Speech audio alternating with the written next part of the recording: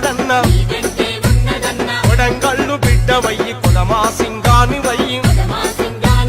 ప్రజల బాధలను చూసి చలించి పోతివన్న ఆత్మీయతానురాగం నీ ఇంటి సొంతమన్నా